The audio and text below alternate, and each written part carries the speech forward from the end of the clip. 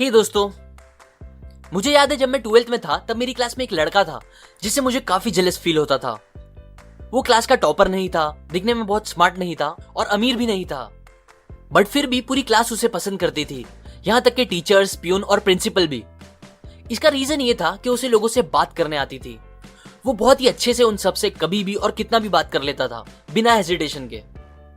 तब उसे देखकर मैं अपने आप को ये बोलता था कि अरे ये कोई बड़ी चीज तो है नहीं और मुझे ऐसा कुछ करना भी नहीं है, क्योंकि मुझे जरूरत नहीं है किसी को इम्प्रेस करने की या ऐसा कुछ। जबकि रियलिटी तो ये थी कि मुझे अपने फ्रेंड्स के अलावा और किसी से बात करने बहुत ऑकवर्ड लगता था। मैं ये सब बहाने मार के बस अपने आप को एक्सक्यूज देता था, जो कि गलत था, क्योंकि लोगों से बात करना और कम्युनिकेट करना हमारी लाइफ का एक बहुत बड़ा हिस्सा है और ये एक ऐसी स्किल है जो हम सबको अच्छे से आनी ही चाहिए। पर सैडली हमारा एजुकेशन सिस्टम इस इंपॉर्टेंट स्किल को बढ़ाने के लिए ज्यादा हेल्प नहीं करता और हम खुद भी ड्यू टू इंटरनेट और सोशल साइट्स इस चीज पर ध्यान देने को एकदम भूलते ही जा रहे हैं। लेकिन रियलिटी यह है कि हमारी पर्सनल और प्रोफेशनल लाइफ में सक्सेस पाने के लिए ये स्किल बहुत ज्यादा इंपैक्ट करेगी। मैंने पहले भी अपने एक वीडियो में बताया है कि बातों में बहुत पावर होता है और उससे हम कुछ भी अचीव कर सकते हैं। आप बात करके बड़ी बड़ी डील्स क्रैक कर सकते हो, लोगों को इंस्पायर कर सकते हो, अपने रिलेशनशिप्स को अच्छा कर सकते हो और किसी का भी दिल जीत सकते हो। सो आज मैं आपको कुछ सिंपल ट्रिक्स बताऊंगा जो आपकी ये स्किल को इंप्रूव करने में आपकी हेल्प करेगा। So let's begin. Technique number 1, the flooding smile. William B Stanhard एक स्टॉक ब्रोकर थे। उनकी शादी को 18 साल हो गए थे, पर वो हार्डली कभी अपनी वाइफ से बातें या हंसी मजाक करते थे। वो अपनी लाइफ से ज्यादा खुश नहीं थे और उनके रिलेशन दूसरे लोगों के साथ भी अच्छे नहीं थे। वो कभी किसी से बिना रीजन बात नहीं करते थे और ना ही कोई कभी उनसे बात करने की कोशिश करता था। वो अपनी लाइफ से बहुत परेशान हो रहे थे। सो सिचुएशन को बेटर करने के लिए उन्होंने डेल कार्नेगी के एक क्लब में मेंबरशिप ली। वहां उन्हें चीजों को बेटर करने के लिए एक सिंपल सा टास्क दिया गया। टास्क ये था कि उन्हें हर घंटे में एटलीस्ट एक बार किसी भी एक इंसान को देखकर स्माइल करनी होगी। उन्होंने इसे सीरियसली लिया और फिर उसे अप्लाई करना स्टार्ट किया। नेक्स्ट डे वो हमेशा की तरह उठे, पर आज उन्होंने नाश्ता करने से पहले अपनी वाइफ को एक स्माइल दी और गुड मॉर्निंग कहा। ये देखकर वाइफ एकदम शॉक हो गई कि आज वो इतना अलग क्यों बिहेव कर रहे हैं। तब उन्होंने अपनी वाइफ को बताया कि फिक्र करने की बात नहीं है और अब से ऐसा रोज होगा। ये सुनकर वाइफ को शॉक भी लगा और बहुत अच्छा भी फील हुआ। फिर उन्होंने रास्ते पे लोगों को देखकर उन्हें भी स्माइल देना स्टार्ट किया। न्यूज़पेपर वाले को, टिकट वाले को, एलिवेटर बॉय, अपने कलीग्स को और ऑलमोस्ट सबको देखकर उन्होंने स्माइल करना स्टार्ट कर दिया। ये करते हुए उन्हें एक बात रियलाइज हुई कि अब जिन्हें भी वो स्माइल करके देखते थे वो भी उन्हें रिटर्न में स्माइल करके देखता था, जो उन्हें काफी अच्छा फील कराता था।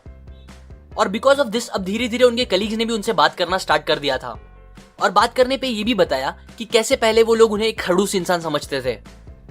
ये टास्क करके उन्हें कहा गया था कि वो अपने एक्सपीरियंस दूसरे मेंबर्स के साथ भी शेयर करे।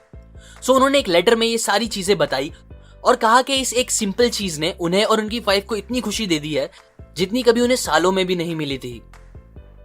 सो आप लोग भी जब भी किसी से बात करते हो या जब आप बात नहीं भी करते फिर भी अपने फेस पर एक स्माइल रखो। ये चीज आपकी अट्रैक्टिवनेस और कॉन्फिडेंस बढ़ा देगी और दूसरी तरफ आपका ब्लड प्रेशर और स्ट्रेस भी कम करेगी, जिससे आपकी हेल्थ भी अच्छी रहेगी। बात करते टाइम फेस पर हल्की सी स्माइल रखना सामने वाले इंसान को सेफ और अच्छा फील कराती है। एक और इंपॉर्टेंट बात, फ्लडिंग स्माइल मतलब ये नहीं होता कि आप किसी को देखते ही फौरन स्माइल कर दो, बल्कि ऑथर कहती हैं किसी से मिलने के बाद आपको पहले उनके फेस पे देखना चाहिए और फिर 1-2 सेकंड रुक कर एक स्लो स्माइल करनी चाहिए, बिकॉज लोगों को ये स्माइल फास्ट स्माइल से ज्यादा जेन्युइन लगेगी। Technique number 2, the sticky eyes. Social experts कहते हैं एक बहुत ही कॉमन मिस्टेक जो ज्यादातर लोग करते हैं वो ये है कि वो जब किसी से बात करते हैं तो वो सामने वाले इंसान को देखने के बजाय इधर उधर ज्यादा देखते हैं। अब उनके इधर उधर देखने का रीजन कुछ भी हो, लेकिन ये चीज सामने वाले को ये सिग्नल देती है कि आप उनकी बातों में इंटरेस्टेड नहीं हो और ऑब्वियसली ये बात किसी को पसंद नहीं होती। सो अगर आपको सामने वाले के साथ अच्छा रिलेशन बनाना है या एक अच्छी कन्वर्सेशन करनी है तो कभी भी ये सिली मिस्टेक मत करो। बेस्ट ये है कि आप बात करते टाइम लोगों की आंखों में देखो और आई कांटेक्ट बनाओ।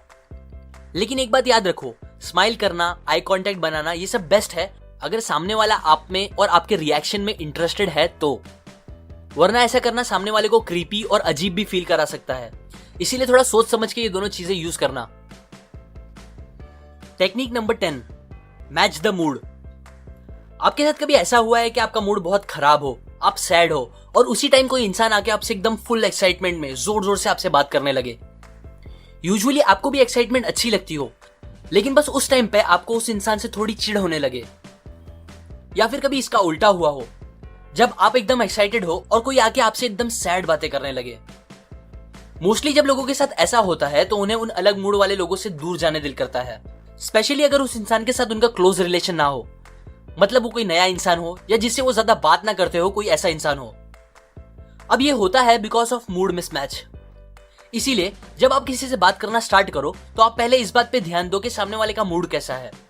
अगर वो सैड या लो मूड में है तो आप डायरेक्टली एकदम ज्यादा एक्साइटमेंट में उनसे बात मत करो, बल्कि स्टार्ट में थोड़ा आराम से बात करो और फिर धीरे धीरे अपने मूड और एक्साइटमेंट लेवल को बढ़ाओ। ये चीज सामने वाले का भी मूड अच्छा कर सकती है। Technique number 15 to 17, never the naked job, city and introduction.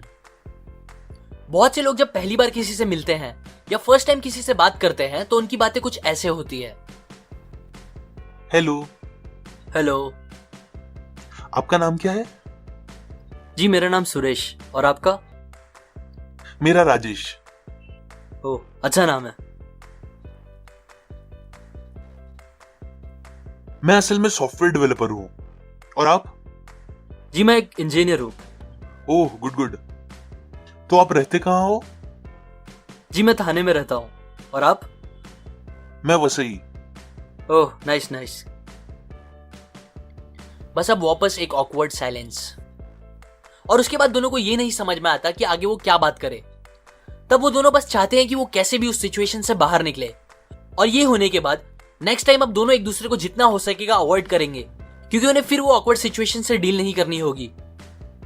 अगर आप चाहते हो ऐसा ना हो कभी और आपकी अच्छे से बात हो लोगों से, तो प्लीज अपने ऊपर और पूरी इंसानियत के ऊपर एक एहसान करो और कभी भी एक लाइन में किसी के क्वेश्चन का जवाब मत दो।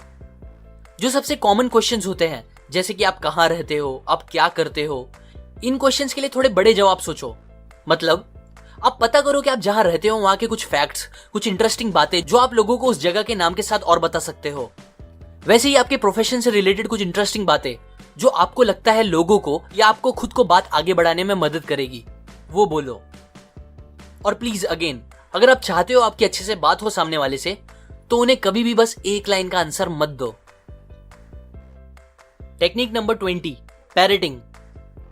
पैरेट एक बहुत ही ब्यूटीफुल बर्ड है जो हमारा दिल इजीली जीत लेता है, और वो भी बस हमारे कहे गए कुछ वर्ड्स को रिपीट करके। किसी से बात करते टाइम अगर आपको आगे क्या बोलना है ये नहीं समझ आ रहा और आप चाहते हो आपकी बातें आगे बढ़ती रहे, तो आप ये टेक्निक यूज कर सकते हो जिसे कहते हैं पैरेटिंग। इसमें आपको और कुछ नहीं, बस सामने वाले इंसान के कहे गए लास्ट के कुछ वर्ड्स को रिपीट करना होगा और आपकी बात आगे होती रहेगी। एग्जाम्पल, एक आदमी अपने घर जा रहा था, तभी रास्ते में उसे एक दोस्त मिल गया। ये उसका इतना अच्छा दोस्त नहीं था और उसे उस दोस्त से ज्यादा बात करने जमता भी नहीं था। यूजुअली वो उसे अवॉइड करता था ताकि बात करनी ना पड़े, पर क्योंकि उसने हाल ही में ये टेक्निक सीखी थी जो उसे ट्राई भी करनी थी, इसीलिए उसने उससे बात करना स्टार्ट की। फ्रेंड ने उसे बताया कि वो एक शो अटेंड करके आ रहा है, तो उसने रिप्लाई किया, शो? फ्रेंड बोला, हाँ, बहुत मजा आया, बड़े बड़े सिंगर्स आए थे। तो उसने कहा, बड़े बड़े सिंगर्स? फ्रेंड बोला, हाँ रे, ये आया था, वो आया था, शान, राहत, के और बहुत से लोग। तो उसने कहा, के? हाँ, क्या गाना गाया उसने, ब्ला ब्ला ब्ला।